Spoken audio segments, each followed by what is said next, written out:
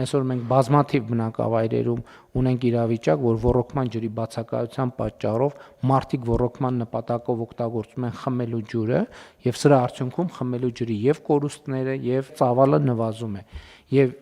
որպեսզի պարզ լինի, հաջորդ 5 տարում ջրային խնդիրները մեզ համար լինելու են 5 առաջնահերթություններից մեկը։ Ինչպես նախորդող շրջանում խաղաղության օրակարգն էր մեզ համար առաջնահերթություն, հաջորդ հնգամյակում ջրի հետ կապված հարցերը լինելու են բացարձակ առաջնահերթություն, որովհետև մեր տնտեսությունն եկել զարգացել հասել է մի կետի,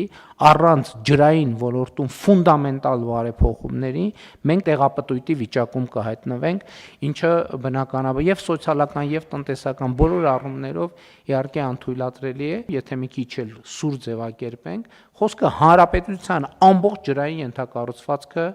փոխելու կամ հիմնանորոգելու մասին է։ Չնայած վերջին տարիներին մեծ աշխատանք է արվել, բայց իրականում այդ մեծ աշխատանքը ընդհանուրի մեջ շատ փոքր տոկոս է, որովհետև երբ որ մասշտաբը պատկերացնում ենք,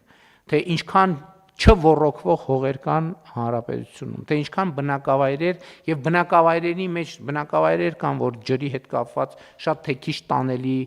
վիճակ է, բայց առանձին թաղամասերում հասանելիություն չկա։ Այս համատեքստում բնականաբար նկատի է առնվում նաև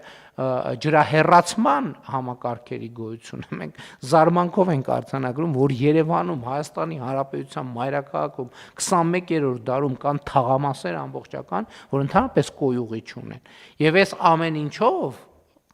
մենք քաղաքական մեր ռազմավարական արձանագրումն այն է, որ օգտագործումից հետո որևէ ջուր առանց մաքրման չպետքա բաց թողնվի բնություն։ Ես ասում եմ, որպեսզի մենք այս խնդրի եւ աշխատանքի ծավալը պատկերացնենք, որևէ մեկը օբյեկտիվորեն մենք չենք կարող հույս ունենալ, թե մենք 1, 2, 3, նույնիսկ 5, 6 առաջիկա տասնամյակներում մենք պետք է այդ թվում կրթական եւ սոցիալ-հոգեբանական ոլորտում աշխատենք այս թեմաների հետ, իհարկե առաջնահերթությունները կորոշենք եւ ըստ առաջնահերթությունների կշարժվենք